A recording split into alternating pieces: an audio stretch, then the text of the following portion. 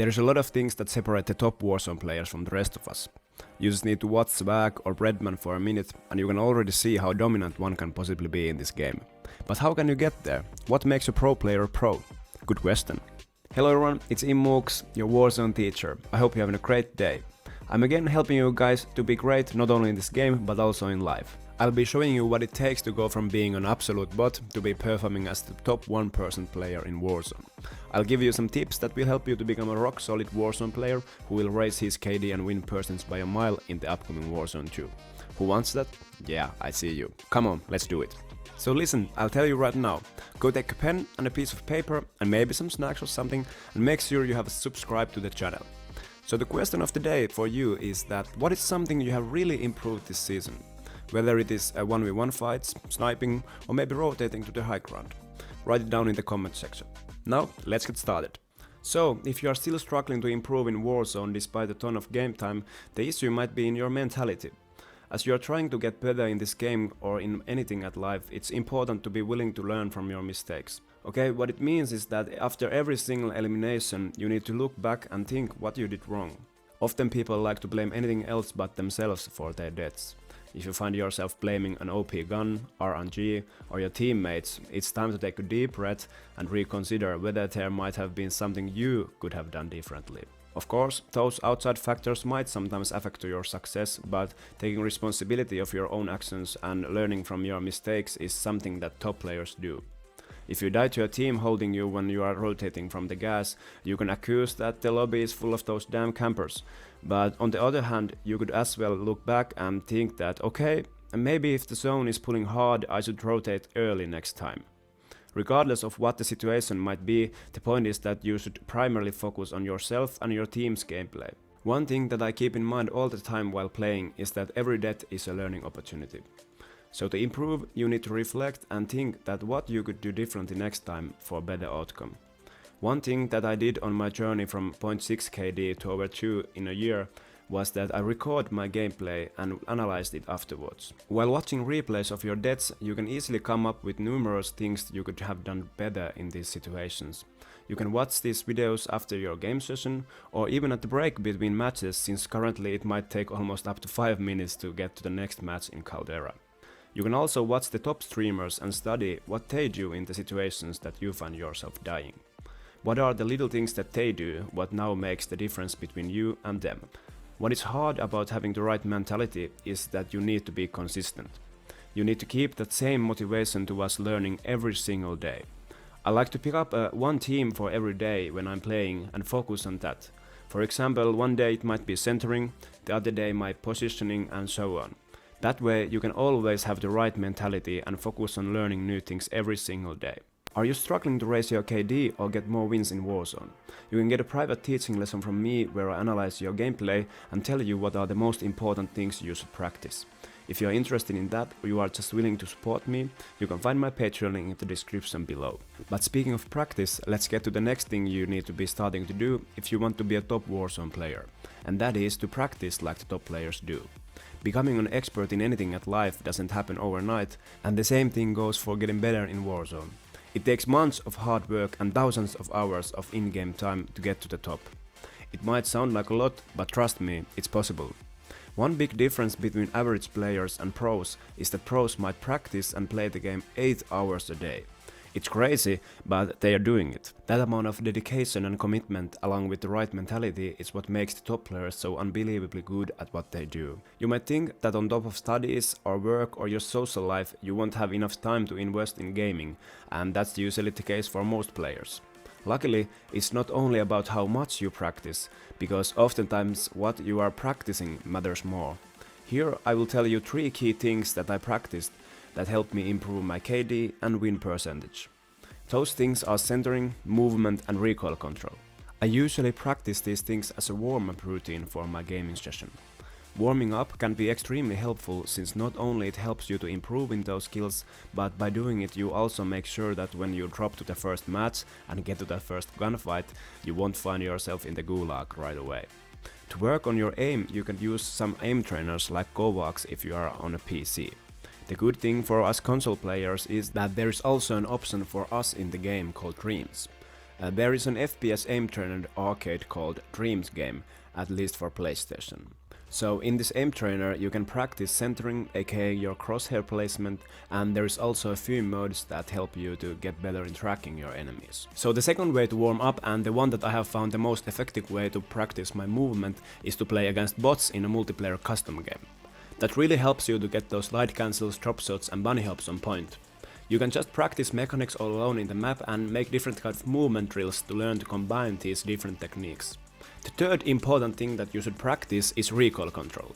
In general, Call of Duty games don't have a ton of recoil, but for new players even the small amount of it might be enough to miss shots. And that was also the case for me. During the Immuux meta I struggled to track people in the long range and lost too many gunfights to people beaming with their kilos. I decided to hop on a custom multiplayer game and just practice the recoil pattern in different ranges. After a few weeks I really started to notice a big difference in my recoil control, and it helped me to win so much more long range gunfights. However, I can understand that practicing against bots might sound boring for some of you, so here I have another suggestion. Practice 1v1s against your friends. Pick up a friend that is somewhat at the same skill level as you are and hop on a custom game in the multiplayer. Remember that you can change the amount of health in the settings to match a Warzone and you are good to go. For me, practicing 1v1s has been definitely more fun, challenging and frustrating experience, since you are not playing against bots anymore and you will lose more gunfights.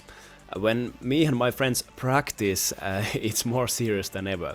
But another great thing about practicing 1v1s is that the gunfights are more realistic and similar to Warzone, because you are fighting an actual human. Like, it's one thing to know how to do a fadeaway bunny hop, but it's a whole different story to do a fadeaway bunny hop and quickly continue to a drop shot because your enemy was able to track you. Since that's what's gonna happen in an actual fight against a sweaty player, and it's good to practice things that happen in real scenarios. When it comes to the complex game of Warzone, having the right mentality and good mechanical skills won't be enough, since you need to also learn how to make right decisions in-game. Great game sense and game IQ is something that really separates a bot from a top player. But how can you get better in such an abstract thing as game sense? By playing aggressively. The answer might be obvious to many people, but not as many take the action and really play that way, because passive playstyle and camping will give you small rewards sooner, because you will win gunfights and matches every once in a while. But when you begin the learning process to play aggressively, it might take weeks before you see any kind of progress. But you need to trust me in this one, because I've been there, getting my butt slapped by people camping in the corner of a house, shooting poor me who is trying to learn to bunny hop. But when you have the right learning mentality, you practice the basic skills that we talk about, and you get to these situations more and more often because of your aggressive playstyle, your game sense will improve. And then there comes the time when you are just normally playing and suddenly you have the feeling that, wait, this rotation to the next house might be dangerous, and you check the different spots where someone might be aiming at you, and you see the guy crouch in that window. It's so rewarding to beam those shots on him and realize that this hard work is really starting to pay off.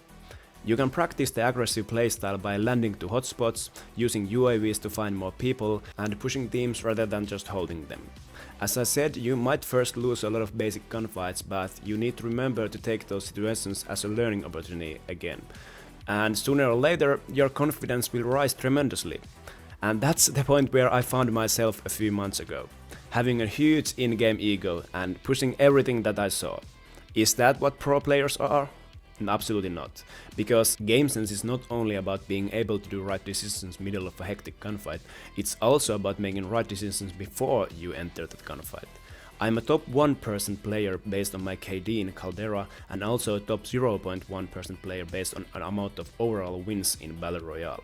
But the reason why I'm not a pro Warzone player and not even close is that often I'm not so good in one of the most important parts of the game, which is positioning. I often say that positioning is the key to victory, and I learned that the hard way when I was beginning to practice solo duos and duo quads. First, I had a hard time even getting a positive KD, and those gaming sessions were always so frustrating. After a few weeks of spamming the play again button, I started to see some progress, and I found myself wiping whole teams on a good day. But that joy didn't last for long, because soon I faced the real problem. After that first or second team wipe, my games rarely lasted to the end game. I got too greedy for kills, and without the help of my teammates, I found myself too often surrounded by enemies without a single way of getting out of the situation. I realized that I'm often not patient enough to wait for the right moment to make the move. I just smell the blood and run towards it. Good positioning, for example in the high ground, is often misunderstood as camping. Actually, campers are pretty good in positioning, but the aggressive pro players often take it to the next level. Big part of good positioning are the good rotations to the next power position, and to do that you need the great game sense. I realized that on top of patience, I also lacked the understanding that in the endgame, good positioning would actually give me more kills than aggressive pushing.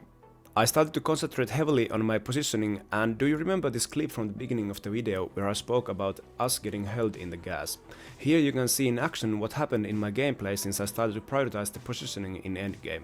I know that I have a muni box to get more steams, so I can hold in the power position in the high ground and not push out in the open where we are getting held. I get a lucky zone pull, and because I'm still up here, I can make a safe and quick rotation to the next high ground. After that, it's about my gun skill whether I'm able to win these gunfights or not. For me, playing together with different friends has really helped me to get better in rotations and positioning, since you really need to talk about where you are going to go and what could be a good position to push or who can we hold here. Whether or not you believe in that you can improve and take the next step in Warzone, I truly believe in you. 2 years ago I had a .63 KD, and here in the background you can see me making a calculated gas rotation to almost get the 30 bomb while sadly setting my new PR at 29. On top of playing, I have time for studies, playing sports at a high level, making content and spending time with friends and family. So trust me when I say that you don't have to sacrifice your whole life for this. As we have gone through in this video, you need to have the right mentality, practice the basic skills regularly, and develop your game sense by balancing the aggressive playstyle and smart positioning. If you want to become a top Warzone player, you really need all of these, so make sure you don't skip your daily practice sessions. I really hope to see you improve in Warzone and the upcoming Warzone 2. If you found any of these tips helpful, please subscribe for more videos. And if you feel like you often struggle to win your gulag, watch this video here next for more gulag tips and tricks. Thank you for watching and see you in the next video. Bye!